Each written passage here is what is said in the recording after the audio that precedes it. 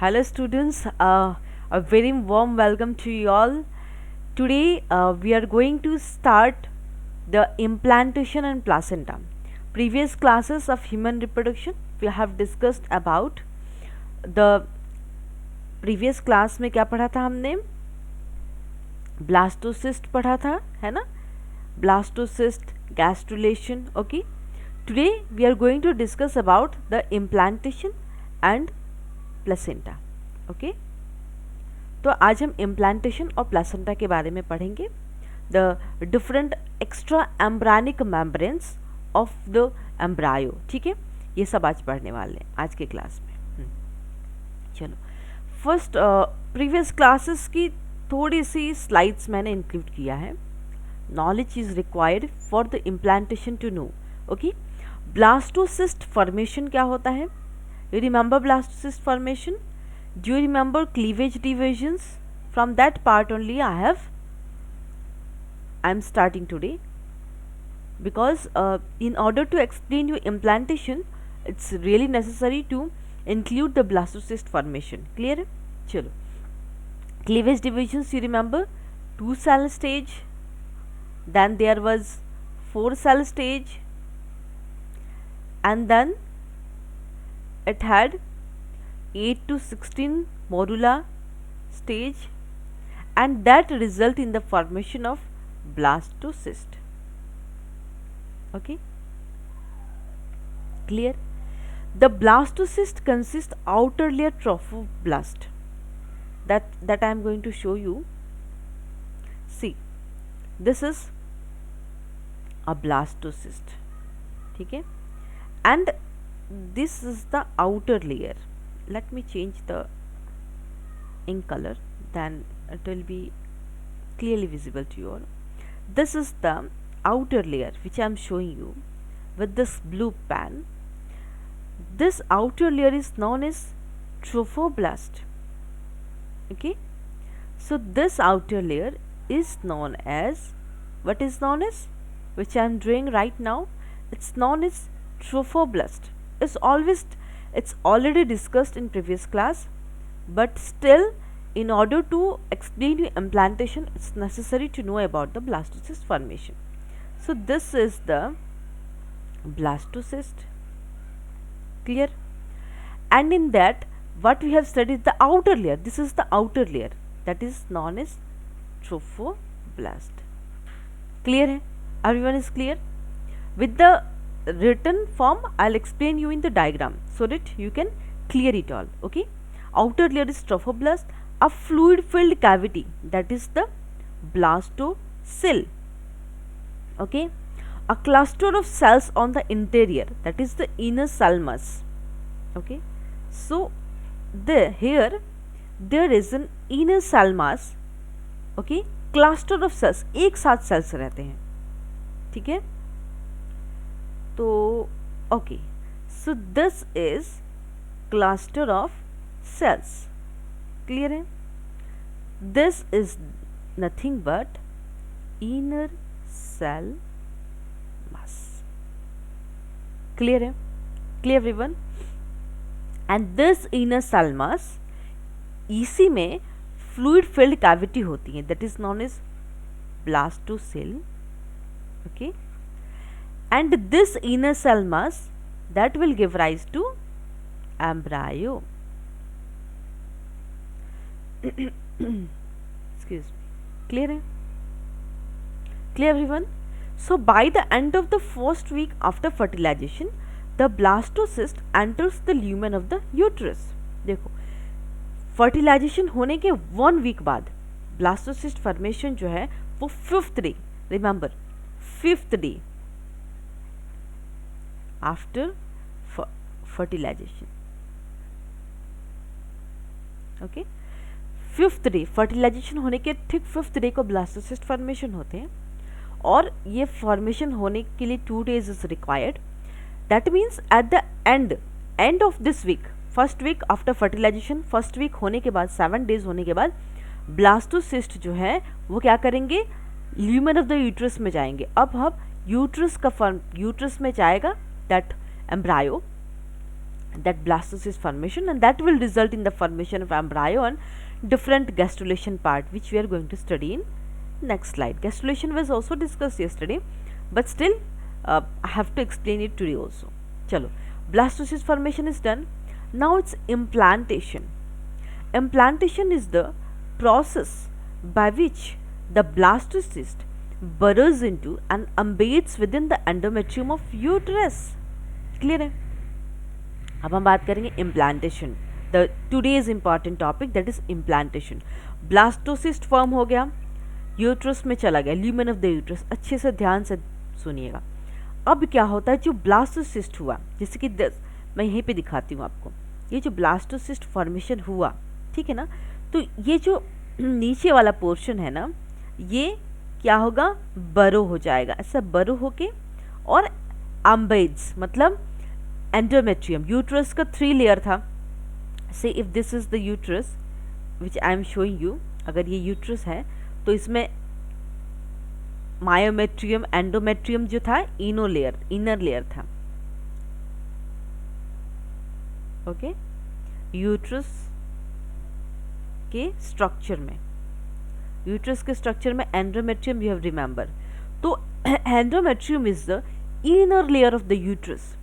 तो वो इम्प्लांटेशन में क्या होता है, ब्लास्टोसिस्ट बरोज होते हैं और एम्बेड्स, दैट इज एम्बेड हो जाते हैं. कहाँ पे, वो चले जाते हैं एंडोमेट्रियम ऑफ यूट्रस के साथ, वो चिपक जाते हैं, and that is known as implantation. Okay, it occurs on 7th day post fertilization under 3 year long process. That means ये कब 7th डे को होते हैं, पोस्ट फर्टिलाइजेशन, फर्टिलाइजेशन होने के 7वां दिन को ये 3 day लॉन्ग प्रोसेस है. इसमें क्या होता है, इम्प्लांटेशन ब्लीडिंग होती है. Those female that has conceived, okay, जिन्होंने कंसीव कर लिया है, कंसीव होके फर्टिलाइजेशन भी हो गया है, blastocyst formation is also done. After that what happens is that जब 7th डे पोस्ट फर्टिलाइजेशन होने के 7वें 8वें दिन ये इम्प्लांटेशन ब्लीडिंग होती है. दैट रिमेंबर, ये जो थोड़ी सी जो ब्लास्टोसिस्ट है, देखो ध्यान से देखो, ब्लास्टोसिस्ट क्या हुआ, ब्लास्टोसिस्ट फॉर्मेशन कहाँ हुआ, ब्लास्टोसिस्ट जो हुआ वो फैलोपियन ट्यूब में हुआ. क्लियर है? डायग्राम को अपने साथ रखिए तो आप अच्छे से समझोगे. फैलोपियन ट्यूब में ब्लास्टोसिस्ट फॉर्मेशन हो गया. ब्लास्टोसिस्ट जब यूट्रस में आया, when it enters into the lumen of the uterus, कुछ पार्ट रह गया है ब्लास्टोसिस्ट का, and that is implantation. Clear है? बहुत सिंपल है. कुछ पार्ट जो है वो रह गया है, and that comes out from the female vagina in the form of bleeding, मतलब रेड ब्लड होती है.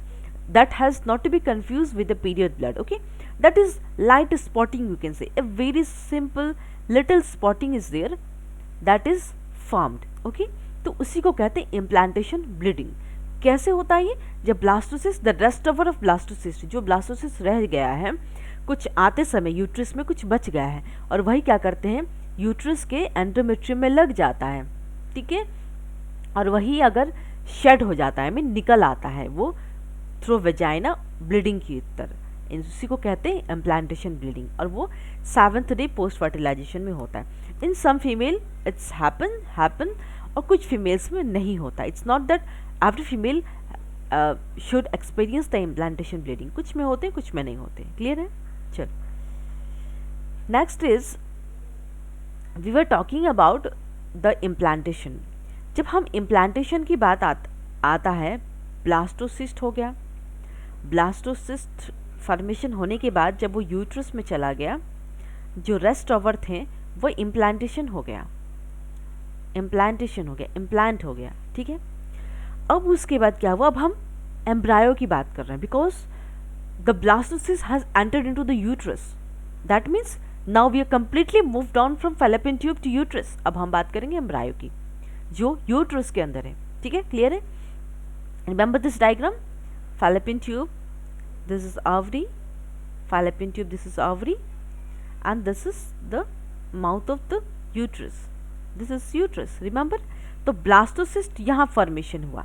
okay, and this blastocyst will now enter into the uterus. अब blastocyst कहाँ present है, यहाँ है यूट्रस में.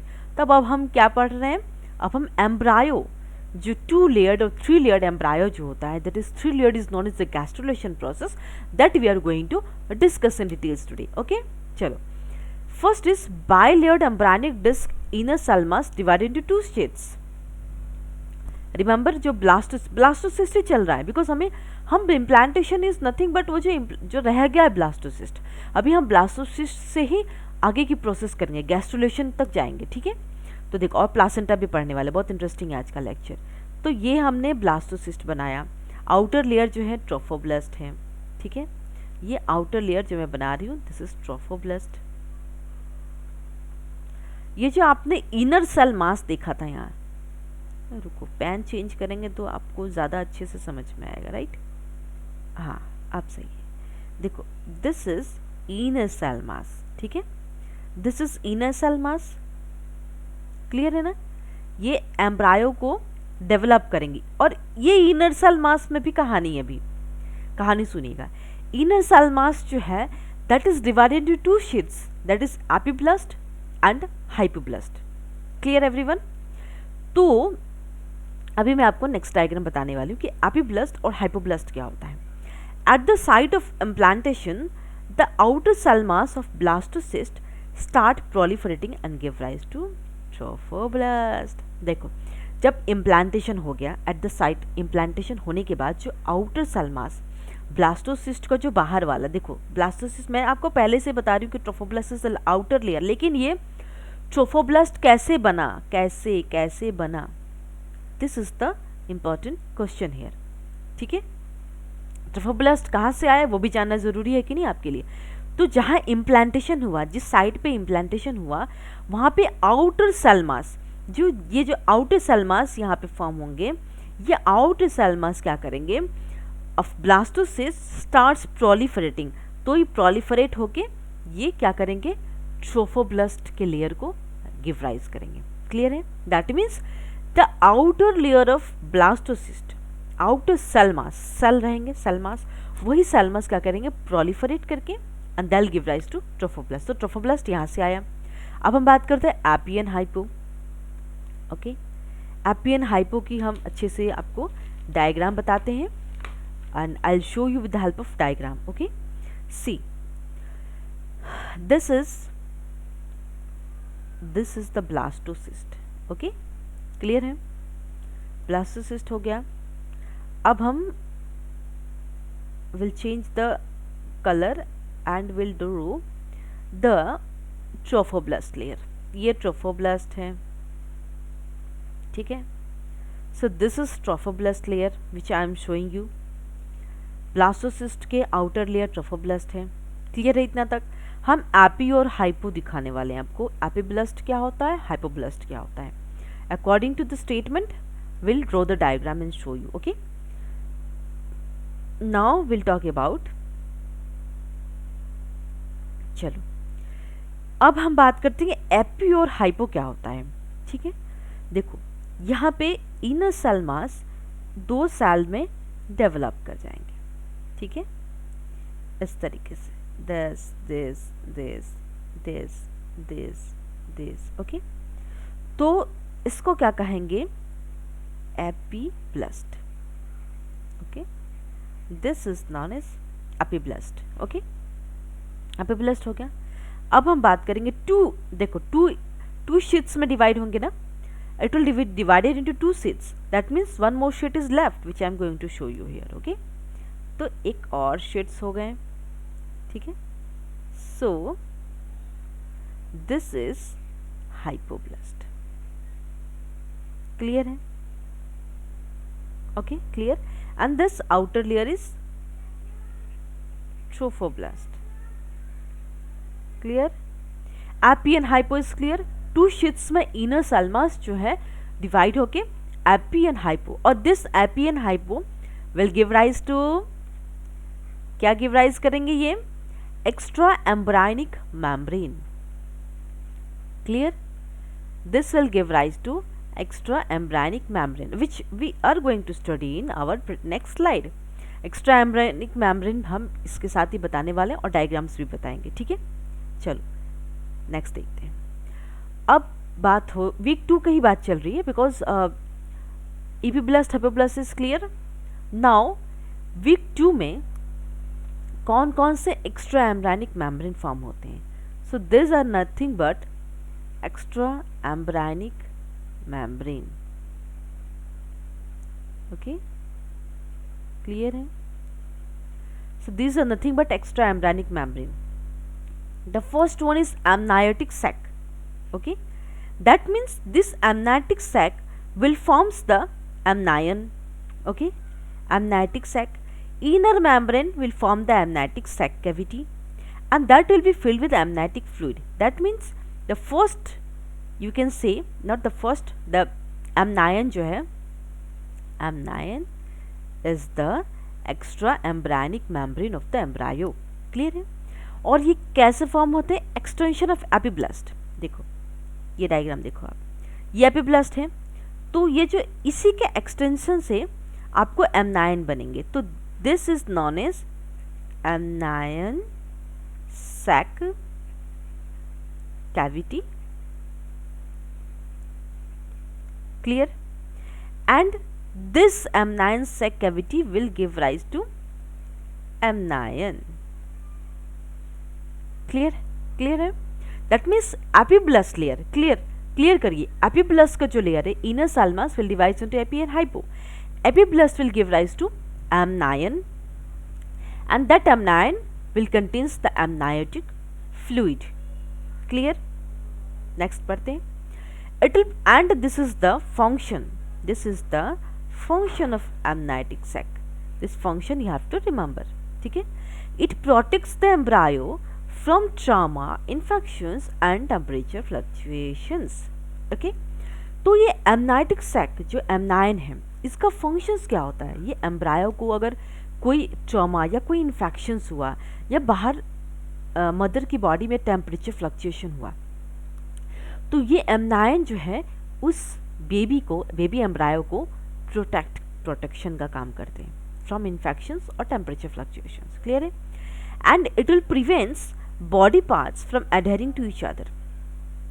दैट मीन्स जो बाकी बॉडी पार्ट्स हैं एम्ब्रायो के, वो एक साथ मिले ना रहें, इसके लिए ये एमनायन का बहुत इंपॉर्टेंट पार्ट होता है। ओके, तो एमनायन हो गया। Now will talk about the yolk sac. Yolk sac कैसे होंगे? It will be formed by the extension of hypoblast. चलो अब हम यॉर्क सैक पे जाते हैं। ये हाइपोब्लास्ट है, तो इस लेयर से क्या होगा? Yolk sac cavity, and this yolk sac cavity will give rise to yolk sac.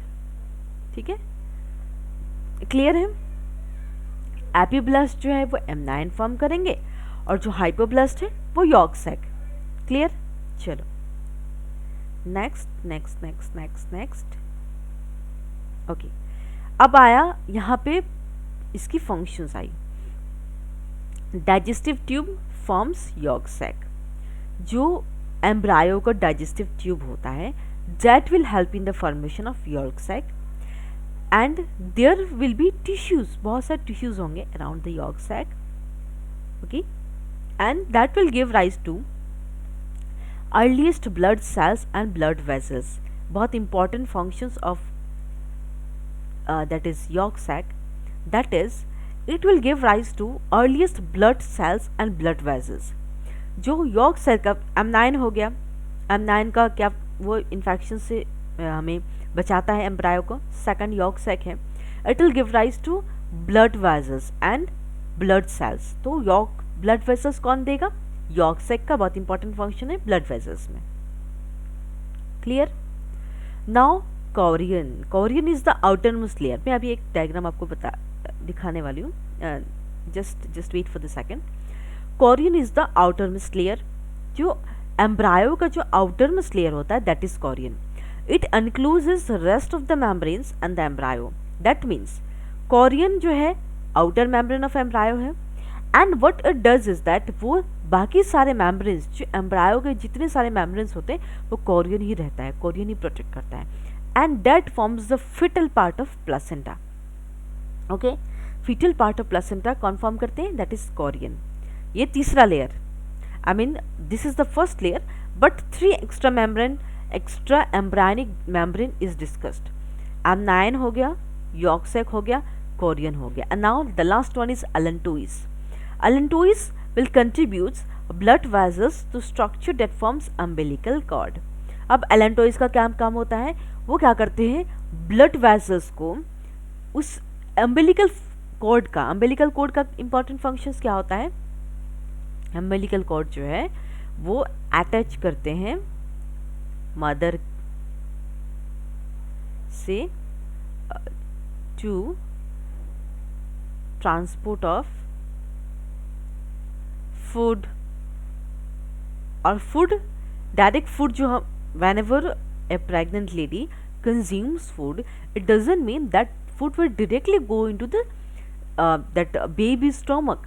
That food will connect through the umbilical cord of the from mother to the the embryo, and what happens is that that umbilical cord will supply the food to the baby, and that food will go to the embryo in the form of blood. Blood के form में वो food जाएंगे, ठीक है। तो umbilical cord कौन produce करते हैं, that is allantois. It will forms the umbilical cord. So the functions of allantois, this you have to remember. चारों के फंक्शंस याद रखिएगा, वेरी इंटरेस्टिंग, ठीक है। चलो, now I show U a very beautiful diagram of how a baby is attached with umbilical cord with the 4 embryonic layers. Okay, चलो सबसे पहले let me change the color of ink so that it will be clearly visible to you all. ठीक है, तो हम एक uterus बना रहे हैं, ठीक है, यहाँ पे एक यूट्रस बना रहे हैं, और अंदर होगा, यूट्रस के अंदर कौन रहेगा, ऑब्वियसली बेबी, राइट। तो दिस इज द बेबी.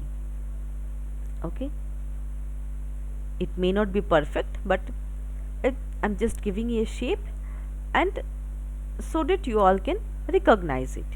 ठीक है, तो this is, अगर बेबी का स्टमक है तो अम्बिलिकल कोड होगा यहाँ, ठीक है. So here this will have umbilical cord, ठीक है. और देन अम्बिलिकल कोड हो गया. और नेक्स्ट है, next will draw about yolk sac. This is, यहाँ पे होगा यॉर्क सैक, ओके. और next is allantois. Allantois layer आपको बता रहे हैं कहाँ होगा, यहाँ पे एलेंटोइस होगा, ठीक है. लेवलिंग करते जाते हैं. See, this is embryo, this is the umbilical cord, okay, and this layer is known as allantois, ठीक है, and this layer is known as yolk sac. Clear. Outer layer जो हम अभी तक नहीं बनाए हैं वो अभी बना रहे हैं. The outer layer is, this is chorion that will enclose the embryo. So this layer is, this outer layer is chorion layer. चारों लेयर पढ़ लिया हमने, क्लियर है. यॉर्क सैक का फंक्शन बताया. अम्बिलिकल कोड जो है वो मदर के नेवल से अटैच होंगे to the baby for the supply of food. Umbilical cord का यही फंक्शंस होता है, ओके. नाउ अम्बिलिकल कोड हो गया. अब इसके बाद ये सारे जो ऑर्गन्स जो आई मीन कोरियन और embryo, I mean allantois, yolk sac, ठीक है ना, और एमनायन. एंड कोरियन के बाद ये अंदर एक लेयर होगा, amnion is which I have left over, which I am going to show you. यहाँ पे this layer is known as amnion, ठीक है. तो ये लेयर जो होगा इसको हम कहेंगे एमनायन. सब लेयर हो गया. Chorion done, amnion done, allantois done, yolk sac done. अब ये सारे जो हमने एक्स्ट्रा एम्ब्रायनिक मेम्ब्रेन्स जो फॉर्म होंगे एम्ब्रायो को प्रोटेक्शन देंगे. उसके बाद प्लासेंटा का फॉर्मेशन होगा. That means at the end of first trimester of pregnancy that is placenta develops, that is known as grade 1 maturity. Clear है? चल अब हम बात करते हैं प्लासेंटा डेवलप होंगे तो एक इंक का कलर चेंज कर लेंगे तो ज़्यादा इजी होगा, ठीक है। तो अब हम दिखा रहे हैं कि प्लासेंटा डेवलप हो गए, ठीक है, and this way placenta is develop. Rough diagram I will show you कि ये सारे मेम्ब्रेन्स होने के बाद, ये सारे मेम्ब्रेन्स हो जाने के बाद प्लासेंटा डेवलप हो जाते हैं, ठीक है। So this step is developing placenta. Placenta कब डेवलप होगा? जब सारे एक्स्ट्रा एम्ब्रायनिक मेम्ब्रेन्स एम्ब्रायो के हो जाएंगे, उसके बाद ही प्लासेंटा का डेवलपमेंट होगा। क्लियर है? उसके बाद क्या होगा, जब प्लासेंटा भी पढ़ने वाले हैं, नेक्स्ट में प्लासेंटा ही जा रहे हैं ना, प्लासेंटा तो बता दिए हैं लेकिन प्लासेंटा का functions we are going to study. Okay, placenta होने के बाद प्लासेंटा इज डन। अब हम बात करेंगे ब्लड वेसल्स कि मदर के साथ फीटस का ब्लड वेसल्स कहाँ होता है। This is placenta is develop. Now what happens is that there is one layer, here is one layer, this layer, and from here blood vessels, बहुत सारे blood vessels आएंगे, ठीक है। यहाँ पे ब्लड वेसल्स जो मैं अभी रेड से दिखाने वाली हूँ, मैटरनल ब्लड वेसल्स जिसको कहेंगे, ठीक है, maternal blood vessels. Let me show you, blood is always red, you know, so it's better to show with the red color. Okay, so this is maternal blood vessels, maternal blood vessels. In that way an embryo is attached to the mother. Okay, blood vessels का बहुत important role होता है, ठीक है। So this is all about this diagram which I have shown you. Next is weak 3 three layered embryo. अब तक हम 2 layered पढ़ रहे थे, वीक 2 का कंप्लीट हो गया, चारों एम्ब्रायनिक मेम्ब्रेन क्या हो गए, बन गए हैं, प्लासेंटा भी डेवलप हो गया है। अब बात करते हैं गैस्ट्रुलेशन। वीक 3 में क्या होगा, गैस्ट्रुलेशन होगा। गैस्ट्रुलेशन कब होता है, ब्लास्टोसिस्ट से, जो मैंने बोला था ना, ब्लास्टोसिस्ट का एक पार्ट से गैस्ट्रुला होगा, गैस्ट्रुला फॉर्म होगा। प्रीवियस क्लास का लेक्चर देखिएगा। It occurs during the 3rd week of development, immediately after implantation. ठीक implantation होने के तीसरे वीक ऑफ डेवलपमेंट में gastrulation फॉर्म होते हैं, and this is the most critical periods in the development of embryo. Why? Because cells of the epiblast और hypoblast, जो भी मैंने कहा, it will form 3 primary germ layers which are the cells from which all the body tissues develop. That means ecto, endo and mesoderm. These 3 layers will be developing from the embryo. embryo की 3 layer develop करेंगे और यही 3 layer body tissues है ना, जितने भी organs, वो ये 3 लेयर फॉर्म करेंगे, ठीक है। That is gastrulation. The 3 primary germ layers are, that is ecto, meso, endo. ecto is outer layer, ecto होगा outer layer, meso is the middle layer, okay, middle germ layer, and the third one is endo, is inner layer. The third one is inner layer. Clear है?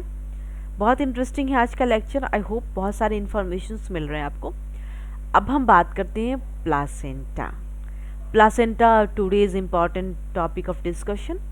Implantation is done, placenta के बारे में पढ़ लेते थोड़ा। Placenta is an organ that joins mother and the offspring. Placenta एक female organ है, female reproductive organ, जो क्या करते हैं, मदर ऑफ ऑफस्प्रिंग को, मदर और ऑफस्प्रिंग अगर जुड़े हुए नहीं रहेंगे तो उनको खाना सप्लाई कैसे मिलेगा। तो प्लासेंटा का बहुत इंपॉर्टेंट रोल होता है। What it does is that blood vessels, foetus I mean embryo और मदर का मिला हुआ रहता है, तो प्लासेंटा क्या करता है, मदर ऑफस्प्रिंग को ज्वाइन करने का काम करता है। प्लासेंटा का इंपॉर्टेंट रोल होता है, ठीक है। It functions in exchange of nutrients, waste products and respiratory gases between maternal and foetal blood stream. That means foetal मतलब जो एम्ब्रायो है।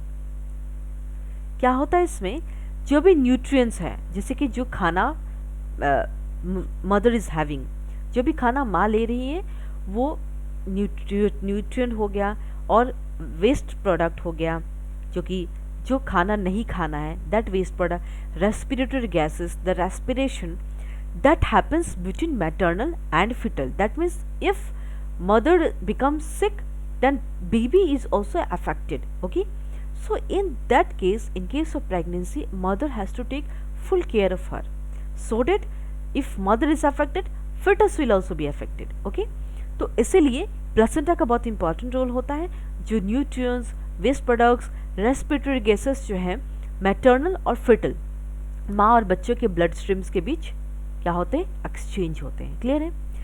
Transmission of maternal antibodies to the developing embryo और foetus. Okay, antibodies का बहुत important role होता है। आप लोग एंटीबॉडीज पढ़ोगे भी, IgA, IgG, IgE और भी है, IgD है, 5 एंटीबॉडीज है। तो मुझे अभी फिलहाल इतना याद है, तो मैं आपको बता दूं कि जो एंटीबॉडीज है, मैटरनल जो मदर है वो बहुत सारे एंटीबॉडीज प्रोड्यूस करती है। तो वो एंटीबॉडीज क्या करते हैं, जो एम्ब्रायो डेवलप हो रहे हैं उनको डेवलपिंग में, फिटस को डेवलप करने में मैटरनल एंटीबॉडीज का बहुत इंपॉर्टेंट रोल होता है। और वो कैसे ट्रांसमिट होता है, प्लासेंटा के थ्रू ट्रांसमिशन होता है मैटरनल एंटीबॉडीज का। क्लियर है? Important functions of placenta. Production of hormones to maintain and build the uterine lining. और क्या होता है, प्लासेंटा जो है बहुत सारे हार्मोन्स प्रोड्यूस करेंगे, and that hormones what it will do is it will maintain and build the uterine lining. Uterus का जो लाइनिंग है उसको मेंटेन करके रखेगा। अगर यूटरस की लाइनिंग में कोई प्रॉब्लम होती है तो foetus will get affected, in some cases there might be miscarriages. Okay, चलो, so this is about the embryonic germ layer. This is about the